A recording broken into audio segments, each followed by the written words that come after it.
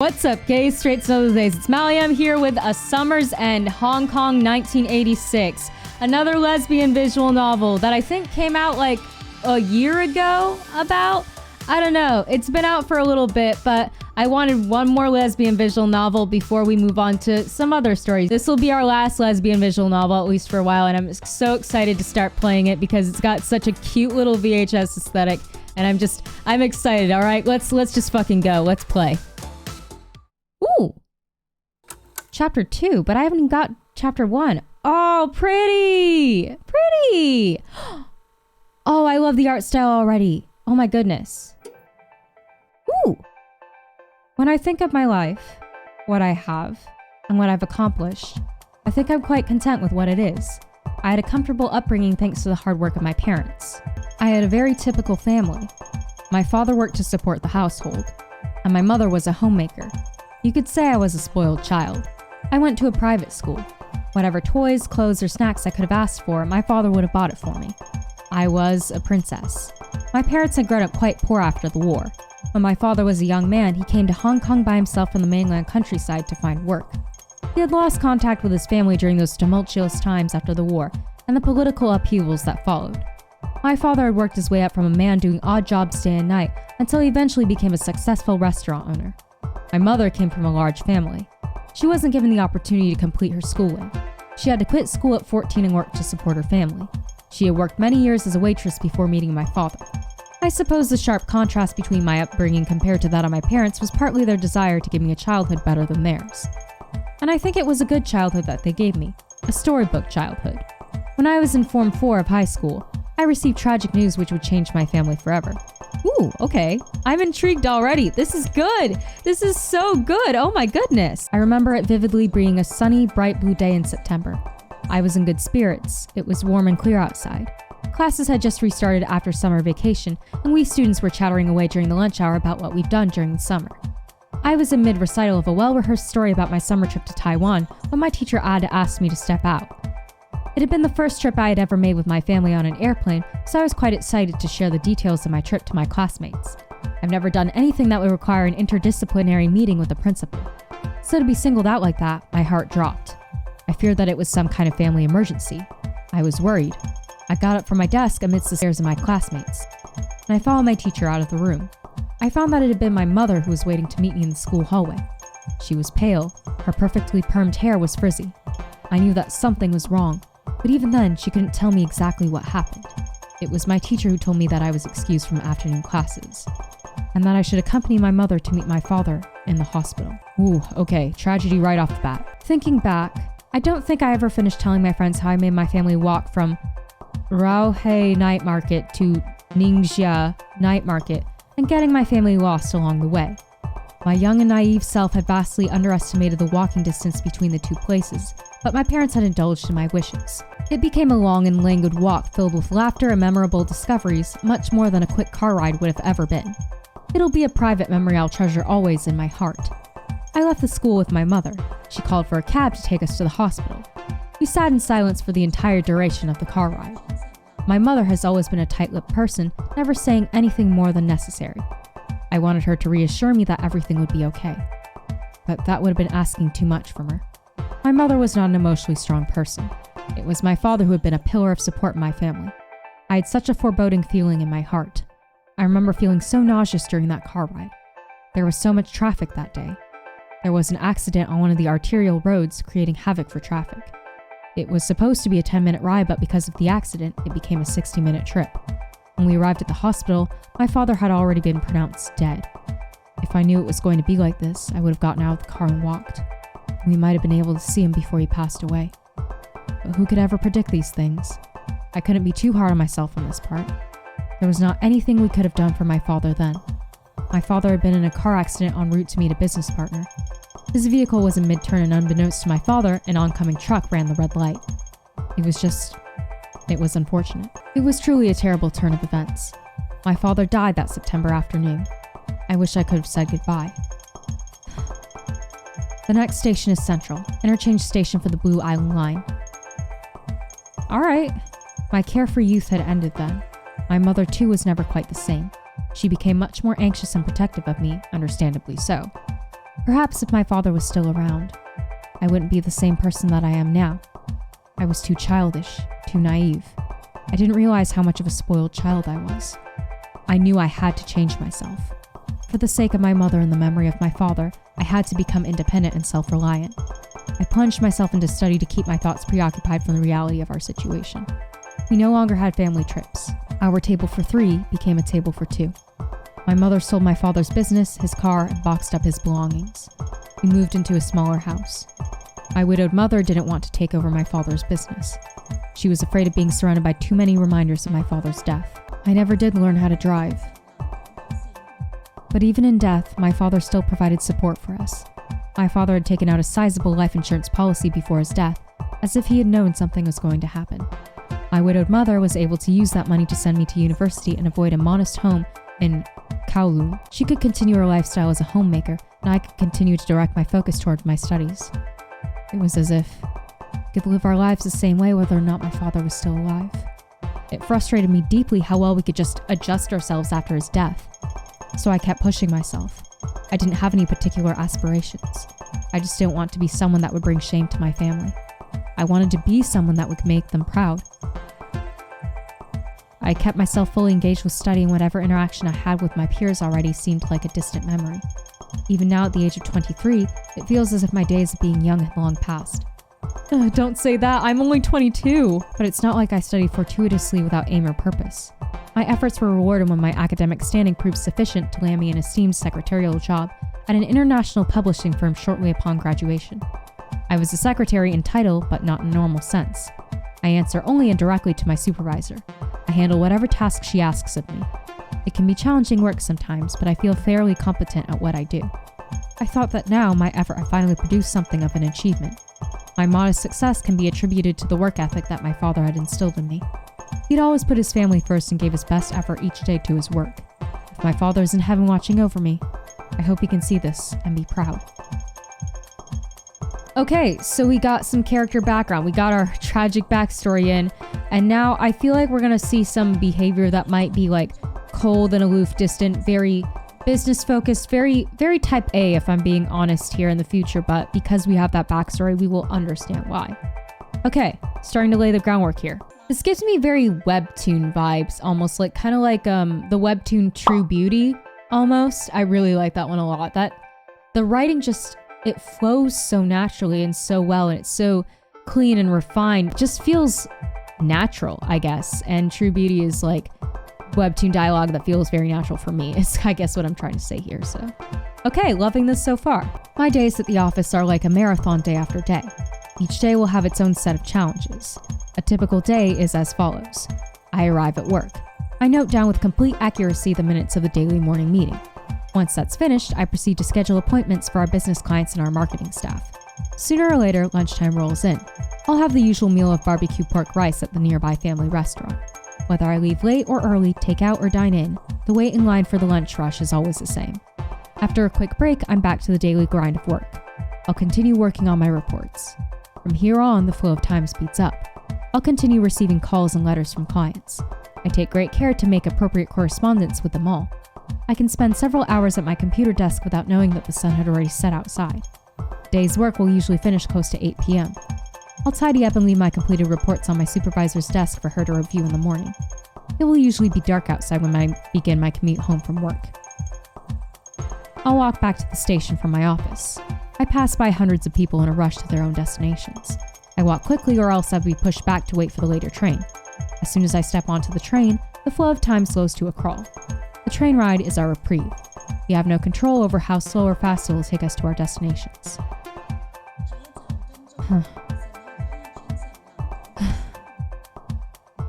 I rest my eyes on the train. I will have journeyed through the center of the earth and back by the time I need to disembark. Ooh, nice place. This is a really nice place, actually. Reading this just feels so... I know that she's cold and like very calculated, but this just feels nice and cozy. I like it. On a typical day, I'll arrive home by 9 p.m. My mother will be waiting for me with a hot meal and we'll have our dinner together. After eating, if I'm in the mood, perhaps I'll continue reading my book or join my mother watching television. Whatever I choose to do for leisure, fatigue always comes quickly to me. I'll shower and prepare for the next day. Oh, you got a cute little plushie. That's adorable. Once I place my head on the pillow, it's lights out. I slip into the unconscious world in an instant. The sun rises, and the next day repeats. Oh. This is so aesthetic and nice and soft, and I love this so much. A day without incident is what I call a good day. Like the clockwork accuracy of the subway system, I like to structure my day in a timetable precise to the minute. A single minute can change the flow of the entire day. If you miss one bus, it can lead to missing every other connection. A 5-minute delay can become a 30-minute delay, especially with the compounding congestion and traffic of modern city living. It's important to treasure every single minute. Though sometimes, despite your best efforts, there are things that can occur beyond your own foresight. Today was a day with incident. The usual overhead walkway leading to my office was closed for maintenance. All foot traffic was diverted to other routes. I had to make quite a detour to reach my building. In my hurry, I hadn't noticed when one of my heels had caught on the sewer grid, and lo and behold, when I rushed to take my next step, the heel had snapped cleanly off my shoe. Oh, it's gonna hurt. Oh, my beautiful heels. Fiore, new collection. Comfortable to wear and stylishly formal. It cost a month's paycheck, but it was investment towards success. To break it in such a way, of course I was upset. It was entirely unsalvageable. And to add insult to injury, I had to hobble my way into the nearest convenience store and purchase a pair of embarrassingly homely sandals to wear. Today was already turning out to be a disaster. Aw, I barely know you and I already want to give you a hug. I had worn these conspicuous sandals into work, and because of that, I was the receiving end of much teasing from my coworkers. Yeah, and as someone who's probably had to work her ass off pretty much all her life since her father died, that must be horrible. Even though they might mean it in a lighthearted way, that must... Oh, poor baby. I don't even know your name and I just want to hug you. Even the newest hire felt he could approach me and make a joke about the kitchen slippers on my feet. Leave her alone. Today, I earned a new nickname at the office. No! Oh! Slippers Chung. I didn't know how long it would take to live this down. I resolved to never make such a mistake again. This incident had set my whole day off. I was frazzled. I fumbled with the phone and Xerox machine. My usual 0.01% error rate in transcribing and typing had more than tripled. Today might have been the longest workday ever. I had to get it together. My supervisor, Mrs. Tam, noticed my distress and pulled me aside. Mrs. Tam personally hired me as her secretary, saying that I reminded her of her younger self. Mrs. Tam is a remarkable woman. She facilitated the rapid growth of her company for the past 20 years. If there's something she's more passionate about other than money making, it had to be shoes. She herself is an aficionado of designer shoes. There's a rumor among my colleagues that she has a closet filled with over 10,000 pairs of luxury market shoes. I've never seen her wear the same shoe twice, so it is a rumor founded with reason. It would be a dream come true to see her collection with my own eyes. Anyway, I digress. Mrs. Tam recommended that I have the shoe repaired at a cobbler in Hongkong. She said their prices are very reasonable and that they could flawlessly fix any shoe within an hour. Well, yeah, because it's like, you didn't snap like the body of the shoe, you just snapped the heel, and it was a clean break, so in theory they could just glue it back on. I don't know what the technical term is, but it's gonna be okay. I took down her direction. I made it my mission to have it fixed as soon as possible so I could put this embarrassment behind me. If Mrs. Tam recommended this shoe cobbler, he must be no ordinary shoe cobbler. After what was an embarrassingly long workday on my feet, I made my way to the shoe cobbler in Mongkok. Unfortunately for me, it was a busier day than usual on the train. I had to endure a number of stares from people on the train eyeing my pink slippers. I hurried off the train as soon as I could. Oh, pretty! Oh, these are beautiful! Oh my goodness, this game is gorgeous. And stepped into another crowded place. I don't normally frequent this area as I find navigating its busy crowds and labyrinth of shops and stalls such an ordeal every time I visit. It was certainly busy tonight as it always was. Oh, it's beautiful. I love all the neon lights. The amount of people on the streets, the smells and sounds can be overwhelming. I tried to find my bearings. The cobbler shouldn't be that far from the station exit according to my supervisor. I looked again at the directions that were dictated to me by Mrs. Tam. Take the east exit and walk towards the convenience store across the street. Continue past the convenience store and look for a bakery. Go past the bakery and take a left at the cosmetic store. Continue down the road until you reach a pharmacy and turn right. The cobbler should be at the next street corner. I scratched my head. The landmarks indicated certainly would have applied to any other place. With some effort, I was able to find the shoe cobbler in the back alley a bit away from the main thoroughfare. There's a small store tucked away in the street corner. Ooh! The lights were on, but the gates apparently closed, however. Oh. Wait, is this me? Aw, I'm precious. Look at you. Oh, and my name is Michelle. Oh, lovely. I thought Mrs. Tam said it was open late. After all, the time it took me to find this place. Huh? There's a sign that reads, "Call for service." There's no number listed. There's no buzzer either. Am I supposed to just yell? Well, I've already come this far. Well, now I see your embarrassment with the flip-flops, because it does look a bit odd with this outfit. Oh, Michelle. Excuse me. Huh, I thought I heard rustling sounds. Is there anyone there? Excuse me? I listened in. There were sounds of a TV or a radio coming from within the closed-up shop. I heard sounds of a person shuffling from inside the store. If I could say words. Oh, you're pretty. Oh, you're stunning. Oh, look at you. Hello. And you have kind of like a rainbow color scheme on your shirt. Oh, I adore you already. Oh my goodness. A woman soon appeared out of the closed gates. She had the look of someone who would describe herself as an artist. Somehow I feel like you're saying that with disdain, Michelle, but come on. She's adorable and precious and just, I love her already. Her permed hair was styled to look intentionally messy. I mean, it's kind of cute. Garish plastic earrings dangled from her ears with impunity, never appearing to get caught in her long hair. They probably do, honestly. She wore a graphic t-shirt under faded jean overalls. The overalls are down, but okay. I didn't recognize the image on her shirt. I suppose it was the logo of a brand I don't know. She didn't appear young enough to be a teenager, though she dressed like a valley girl out of an American movie. Hey! I mean, fair, but hey! Her face was much too lean and her eyes too sharp. She was taller than me, too. Okay, Michelle's judgy as shit. And if we're playing my point of view, everyone is taller than me. I took a good look at her shoes. They were off-white canvas sneakers with a mark on the rubber sole. I began to question Mrs. Tam's choice of recommendation. Oh, a customer. Wait just a moment. Are you the cobbler? Who, me? No. I'm Sam, his daughter.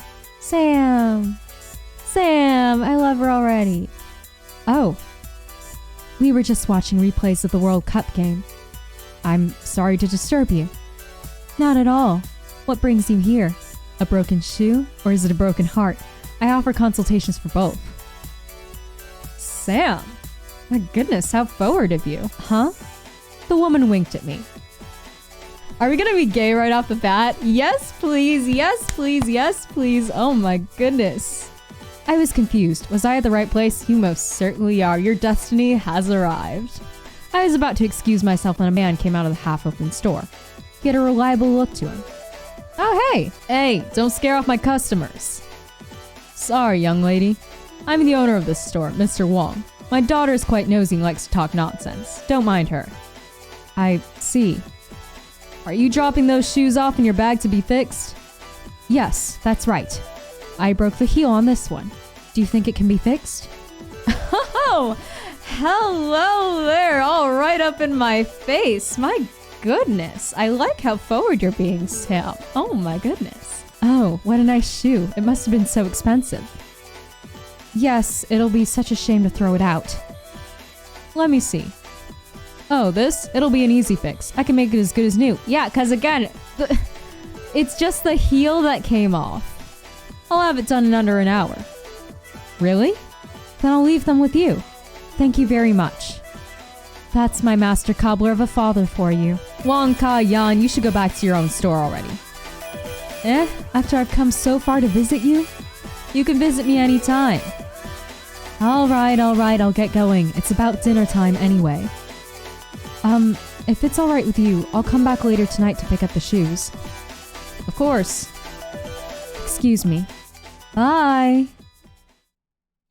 Well. I think we've found our love interest, our destiny, our lovely, lovely lady. Oh my goodness, I'm smitten already. This is gonna be so good, I can tell. The shoe cobbler has quite an odd daughter. Sorry, I read that wrong. The shoe cobbler has quite a gay daughter. Oh, please. Oh, please. Oh, please. Now, is internalized homophobia / actual, like, external homophobia gonna be, like, an obstacle here is the question. Because I can't tell yet. I cannot tell yet. And usually I can tell pretty fast, but I can't tell. I am intrigued. What did she mean by consultation? She's flirting with you, you nut. This is why we're called clueless, useless lesbians, because we never know when anyone is flirting with us. Well, we know when a guy is, because usually we go, no, big gay, sorry. Well, anyway, I'm sure it didn't mean anything. Probably just her eccentric sense of gay. I came here to have my shoes fixed. All I can do now is wait.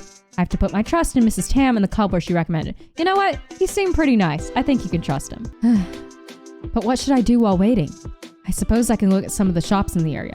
Am I going to be allowed to make choices in this one? Or am I just along for the ride? We'll see. It's been a while since I've taken my time to look around here.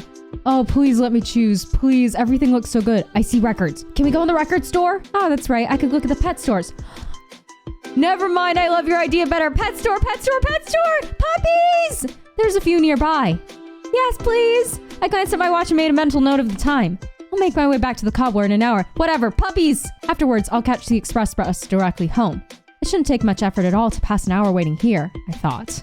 There was a street where a few pet stores were next to one another. I looked at a few storefronts. Puppies! I chuckled to myself. Nothing much has really changed since then.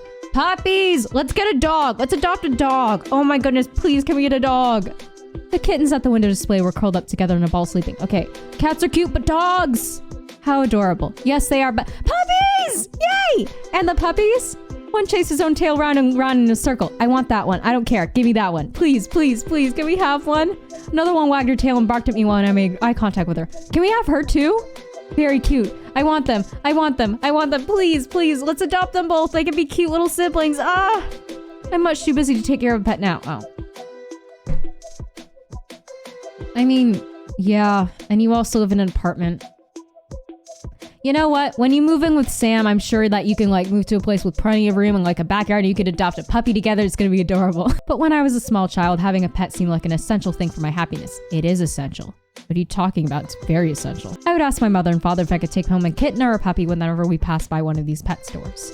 I used to tell my parents that it was so pitiful for these animals to be caged and put on display like this, and better for their welfare if I could take one home to love and care for.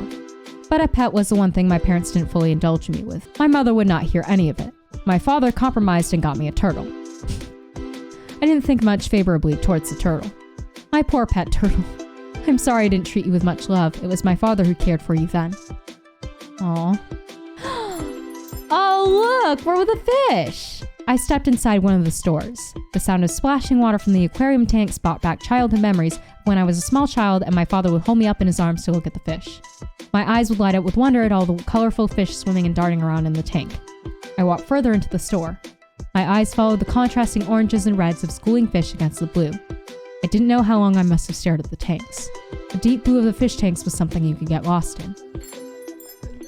Over the steady hum of the ultraviolet aquarium lights, I heard the sound of the door chime. Huh? I saw the same woman from the shoe cobbler step into the pet store. Your destiny is following you around, Michelle. She looked to her left and right. She appeared to be looking for something. Well, whatever it wasn't any of my business. I bet it's you. I looked the other way. There were goldfish on display. Some had eye sacs that bulged out from their heads. Thanks for that image. This feature seemed more of an impediment to their swimming ability than something of an aesthetic value. I caught my own reflection in the glass tank. I suppose my swollen eyes weren't that different. Wait, what? What do you mean? I had been looking at a computer monitor all day. I should put on an iPad when I get home. Aw, Michelle. Something mustard yellow appeared in front of my eyes. It was the reflection of that woman's earrings against the glass. My eyes instinctively followed her movements. She walked past me. She had the store attendant bag something from one of the tanks in the back of the store. And holding her bag, she walked over to the fish food section of the store and seemed to contemplate a long time over which fish pellets she should purchase. Oh, she got a pet! I'm not a fan of how the goldfish are displayed down here though. That seems like a hazard. She had to give each container a hard shake as if the sound of the rattling pellets was a factor to consider in her decision making. She ended up picking the larger of the two containers. What a strange person. I saw her look my way. I turned around quickly. I didn't want her to think I was staring. You totally were. Look at you two. Oh my goodness. This is the best meet cute ever. too late, too fucking late. Your gay panic starts now. When I looked up again, I saw her standing across from me. Our eyes met. There was a moment of pause between us. Electricity, if you will. I didn't know if I should talk to her. Well, she's probably gonna talk to you, you useless gay. It's not like we knew each other. Not yet. She thought otherwise, and she smiled as if she had found an old friend. She waved at me, her animated gesture not at all fazing the fish in the tanks. Well, they're probably used to it. Young lady. She stepped around to stand beside me. Are you buying goldfish? Huh? No, I'm just passing time while waiting. I see. You're from the shoe cobbler, right? Is something the matter? Oh no, I was just buying fish food. I see. The thought came to me when I saw you and I thought I should ask. There's this place I like nearby. Would you like to get something to eat with me? Yes, yes, yes I do. Huh? What does that have to do with me? That's fine, but if you're paying. Well, we must play a little coy, if you will. Let me have that one pun, okay? I roll my eyes at everything else. If you're paying. If you're paying for the meal. Of course, it's on me. You're waiting for your shoe and have some time to spare, right? I am, but I'm sure you're a busy person. No, don't worry. I'm running some errands for my dad, so I have to go back to the cobbler later anyway. She had a bag of something fishy. What pet food had to do with cobbler, I did not know. I was thinking of getting some takeout, but you know, food is always better dining in and shared. Yeah. Right. When you're alone, they always seat you at a big table with other strangers anyway. Is that a thing that happens in Hong Kong? Oh my god, I would never eat out alone. That would scare me. I'm a stranger too, though. Not for long. So, if you don't mind, would you like to eat together? I don't really want to be a bother to you. No, I insist. Come on, Michelle, do it. By the time we finish eating, your shoes will be ready too. Is this a technique for this girl to swindle me? What? No. If you want something else, that's okay too. There's a lot of food stalls around here. I can show you the good ones. It's fine, you don't have to. All right, then it's settled. Let's go to the restaurant. Not even our first official date yet, and she's already taking me to the restaurant. Ooh, Sam. Just like that? Oh, I'm blushing. Oh, this is cute. She linked my arm with hers and led me to a diner across the road. I love it. I tried to decline her politely, but I could not utter a strong enough reason to avoid her. I was choking on my gay. It was forward and uncouth of her to push me around like that, but I hazarded to say anything to her about it. I wanted to get home as quickly as possible without any fuss or hassle. Do you think she's gonna mug you? She just thinks you're cute. If I have to go along with this, oh yeah, if I have to, then so be it. What a tragedy, being whisked away by a beautiful woman. Oh no. My poor shoes were being held hostage by this weird woman. Oh no. I'm so upset to be going to this place with this gorgeous lady. Okay, and with that, I think I'm gonna call this one here because I feel like we got a shit ton of backstory for our girl Michelle. We got some basic introductions. We met the woman of our destiny, of course, and I'm very excited to see where this goes from here, but I'm gonna leave it here. Let y'all sit with that. Oh my god, what a fucking introduction. The game is so aesthetic already. The sounds, the music, the fucking art style, it's beautiful. Everything about this game is gorgeous. The writing is so well done. Like, I fucking adore the writing. Oh my goodness. I cannot wait to start this new series with you. And I'm so glad that this is what ended up being our last lesbian visual novel, for a little while, at least anyway. So, thank you so much whoever happens to be watching this. Like, comment, subscribe. It really does help me out. And until next time, bye!